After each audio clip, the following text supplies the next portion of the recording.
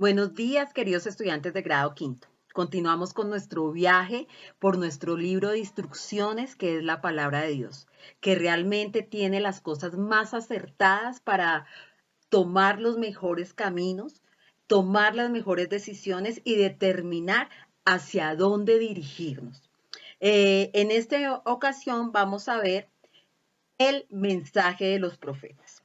Recuerden que los profetas fueron líderes en momentos decisivos de la nación de Israel y de la nación de Judá. Eran los que tenían la verdad en sus manos y la proclamaban y hacían justicia por ella. Y también hablaban del mensaje del castigo y del mensaje de salvación. Recordémoslo. Ahora, a nosotros no nos gustan los castigos que nos imponen en la casa. Nos molestan, nos incomodan. Pero esos castigos no vienen cuando nos comportamos bien, sino realmente cuando nos comportamos mal. Lo mismo pasa cuando desobedecemos o cuando tenemos actitudes de rebeldía. Ahora, ¿tú esperas que te premien cuando te portas mal o cuando haces cosas incorrectas? Pilas con eso. No va a haber un premio real o un premio bueno o un premio realmente que nos satisfaga cuando desobedecemos, porque la consecuencia va a ser mala. Muchas veces nos castigan para que aprendamos a hacer las cosas de la manera correcta y el tiempo que dura el castigo nos ayuda a reflexionar. El castigo endereza nuestros caminos y nos ayuda a entender qué es lo que debemos hacer y cómo caminar realmente en rectitud y por los caminos de Dios. Aquí vamos a ver algo y que quiero dejarles. Los líderes que se han levantado en medio de las naciones, por ejemplo Nelson Mandela, él siempre decía algo: debemos usar el tiempo sabiamente y darnos cuenta de que siempre es el momento oportuno para hacer las cosas bien. Cada segundo de nuestras vidas es el momento oportuno para hacer las cosas bien. Las claves del liderazgo y de realmente hacer un cambio en nuestra vida y tener éxito, estas son algunas y las manifestaba Nelson Mandela. La primera, objetividad en el actuar. Piensa, analiza, aterriza y ejecuta. No creer en la inmediatez. Los resultados se dan a largo plazo. Nada se da por arte de magia. No hay varitas mágicas. Eso no existe en la vida. Tercero, primero mi pueblo, después lo demás. Es pensar en el otro, es pensar en el bienestar de todos y hacer algo en comunidad. Mantén a tus amigos cerca y a tus enemigos más. Aquellos personas que son difíciles o que entran a corregir o de pronto a estar en contra de tu opinión, son personas que te ayudan a crecer y a madurar. Si tú aprendes a analizar lo que te dicen, a tomar lo bueno y a desechar lo malo. Ten la capacidad de generar empatía con la gente. Ten la capacidad de ponerte en los pies del otro. Lo importante no es hallar una respuesta, sino encontrar la mejor. No siempre vas a tener las respuestas a todo. A veces tenemos que encontrarlas en el argumento y en la solidez de lo verdadero, de lo que es real, de analizar una situación. No es lo primero que se nos venga a la cabeza, porque ahí es donde fallamos en las decisiones. Para ser un gran líder, hay veces que tienes que dejar de serlo. Hay momentos que me tengo que bajar del lugar donde estoy para entender y para mirar realmente cómo es el panorama. Porque somos líderes en el momento que analizamos y tomamos todo el partido, todas las situaciones y las unimos. No solamente cuando queremos ser los líderes, queremos brillar. Realmente ahí eso lo tenemos que mediar, porque a veces entra el ego o el orgullo a dañar lo que realmente se quiere hacer. Hay otra cosa que también tenemos que mirar. Yo admiro mucho los líderes que utilizaron la no violencia. Casi siempre los profetas trataban de mediar y de decir: oiga, bájenle, no hagan esto para que no les suceda aquello. Y estos son algunas frases que me parecieron interesantes. La violencia crea más problemas sociales que los que resuelve. Una nación que gasta más dinero en armamento militar que en programas sociales se acerca a la muerte espiritual. Si ayudo a una sola persona a tener esperanza, no habré vivido en vano. Esa me fascina. Si ayudo a alguien, si le doy un apoyo a alguien, las cosas cambian, porque esa persona cambia y influencia a otras más. Si el hombre no ha descubierto nada por lo que morir, no es digno de vivir. Tenemos que fijarnos objetivos, metas que lleven también a otros a superar esas metas. Nada se olvida más despacio que una ofensa y nada más rápido que un favor. Y ahí es donde fallamos. A veces ponemos más lo negativo en una posición superior a lo positivo. A mí la frase anterior es Jesús. Jesús encontró que la muerte podía hacer una diferencia para perdonar el pecado y para hacernos descubrir que todo lo podemos, que si seguimos sus mandamientos, mucho más. Es necesario que los líderes políticos y educativos lleguen a entender lo importante que son los conocimientos sobre la emoción y el sentimiento, porque muchas de las reacciones que consideramos patológicas tienen que ver con las emociones, principalmente con las emociones sociales y con la facilidad con la que se desencadenan y la manera en la que conducen a un conflicto social. Antonio Damasio. Tengamos cuidado con las emociones y los sentimientos, siempre llevémoslas delante de Dios. Eso dará una estructura a lo que realmente Dios tiene para tu vida. Estos líderes, los profetas que se levantaron, siempre quisieron impartir un conocimiento y una verdad para vivir mejor. Hubo algo que también el mensaje de los profetas dio. Hemos aprendido que hay dos pecados recurrentes desde esos tiempos hasta los tiempos de ahora, que son la opresión a los pobres y la adoración a otros dioses, y que por ello fueron castigados por Dios.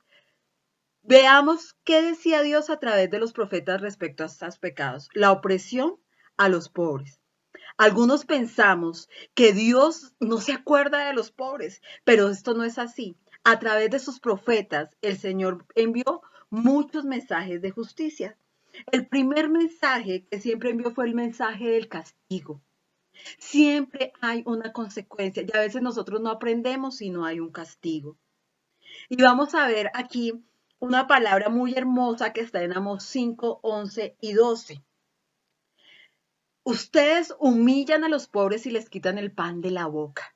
Y eso me parece tremendo. La palabra humillan. Ojo con tus actitudes, ojo con lo que haces. Sé humilde. Dice, en este caso hablábamos del pueblo de Israel, hablábamos de cuando ellos decidieron que un rey dirigiera al pueblo. Dice, al cobrarles altos impuestos. Pero había una consecuencia para ello y Dios se molestaba muchísimo con eso.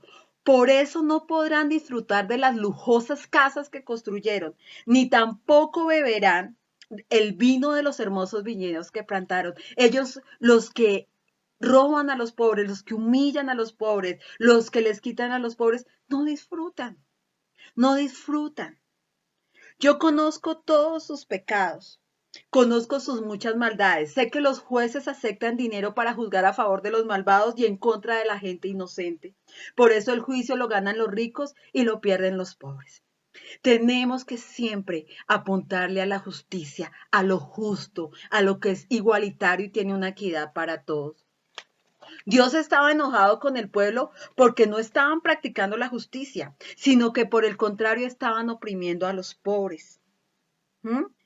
Ahora, hubo muchas situaciones de esa opresión a los pobres, ¿sí?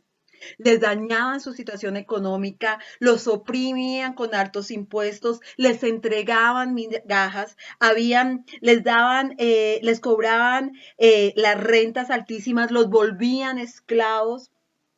Los estafaban vendiendo productos pesados en balanzas adulteradas. Todo eso hace parte de la presión y lo podemos ver en las noticias en este tiempo. Y no solo es una advertencia para el pueblo de Israel, sino para todas las naciones. A Dios no le gusta la injusticia. Él castiga a quienes actúan mal, pero bendice a los justos. Y puede ser que la justicia no llegue en el momento, pero Dios es justo. Él les advirtió que aunque construyeran hermosas casas, no las habitarían, como lo leíamos anteriormente. Y eso fue lo que sucedió. Cuando el pueblo de Israel fue conquistado, sus casas fueron destruidas y ellos llevados al exilio en el país de Asiria. Habían construido algo en base a la humillación a otros. Y a Dios le molesta esto. Y por eso vino, así, o sea, por eso fue el exilio, el periodo del exilio, porque Dios no estaba de acuerdo con lo que estaba sucediendo. Pero viene algo más, y es que viene la adoración a otros dioses. Hemos estudiado eso también en los pasajes anteriores. Ellos adoraban a los dioses de las naciones vecinas, violaron el pacto y desobedecieron a Dios. Por eso a través de sus profetas el Señor también les envía mensajes de castigo por este pecado. Ahora vamos a ver Jeremías 22, 8 al 9. ¿Mm?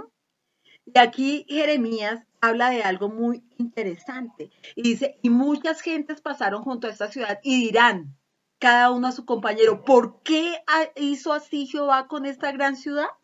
Y se le responderá, porque dejaron el pacto de Jehová su Dios y adoraron dioses ajenos y les sirvieron. ¿Mm? Dios les estaba advirtiendo del castigo que vendría. De la misma manera, nosotros a veces cometemos el pecado de adorar a otros dioses. No solo leyendo el horóscopo, buscando la sabiduría de Buda o jugando a la tabla Ouija, sino también cuando ponemos nuestro corazón en las riquezas y queremos acumular más y más. Cuando preferimos la televisión en lugar de tener un tiempo a solas con Dios. Cuando los videojuegos o el internet nos consumen todo el tiempo libre y dejamos de leer la Biblia. Cuando solo vivimos para saber qué hace nuestro cantante o actor favorito. También cuando amamos más nuestras cualidades o talentos que a Dios, quien nos los dio. Estas son otras maneras de tener dioses falsos en nuestro corazón. Es poner cualquier cosa, lo que sea, por encima de Dios. Eso es idolatría. Eso es cambiar a Dios por otras cosas. Cuando invertimos todo nuestro tiempo en otra cosa, menos en una relación con Dios. Ahora vamos a leer algo que me pareció súper interesante. A través del profeta Oseas, Dios le dice a Israel, vuélvete Israel. Oiga, vengan. No importa lo que hayan hecho, vengan, arrepiéntase. Vuélvete Israel al Señor tu Dios. Tu perversidad te ha hecho caer. Yo quiero levantarte, pero a veces somos tan tercos y creemos en nuestra propia sabiduría y en nuestra propia opinión que no volvemos a Dios. Ese versículo nos muestra que Dios había advertido al pueblo de Israel del castigo que vendría, pero les da la oportunidad de arrepentirse. Sin embargo, ellos no escucharon al Señor y Dios debió cumplir su advertencia. Dios cumple, pero también da oportunidades. Pero la oportunidad es arrepentirnos. Por medio del profeta Habacuc, Dios le advierte a Judá algo, que es lo que dice en la parte de abajo. Dios, que serían los babilonios quienes los conquistarían. Pero además también habló de una característica interesante de ellos. Además de sus falsos dioses, ellos habían endiosado su fuerza. Es decir, que confiaban en la fuerza de sus hombres y de sus caballos, como si fueran un dios. Miren lo que dice, son un viento que a su paso arrasa todo. Su pecado es hacer de su fuerza un Dios. Es creer que nada nos toca, que nada nos puede pasar, porque es que somos.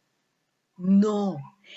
El creer que solamente nuestra fuerza y nuestra sabiduría y nuestra prudencia nos va a sacar, eso es hacer dioses. Ahora, Dios siempre quiere y nos da la oportunidad de que lo hagamos. Dice, hay una reflexión que es, yo tenía muchos ídolos en mi vida, amaba todas mis cosas materiales, yo mismo era mi ídolo. Todo giraba alrededor de mí, al punto de que era insoportable para muchas personas. Hoy agradezco que Jesús haya cambiado mi corazón. Él me enseñó que no solo son ídolos todas aquellas figuras que las personas adoran, sino todo aquello que le quita el primer lugar en mi corazón a Dios. ¿Tú tienes algún ídolo? Es tiempo de entregárselo a Dios. Deja que Él sea quien ocupe el lugar más importante en tu vida. Dile, Dios, quiero que seas el más importante, porque no hay nada más grande que Él, chicos. Pueden buscar en lo que sea, en lo que quieran, pero Dios es más grande que todo. Y si lo tenemos en primer lugar, las cosas cambian. Difíciles, sí, pero con Dios nada es imposible. Quiero dejarles eso en su corazón. Agradezco esto, pero no olviden, solo con Dios podemos salir adelante y podemos levantar las cosas, pero tenemos que tener un arrepentimiento y rendirnos realmente.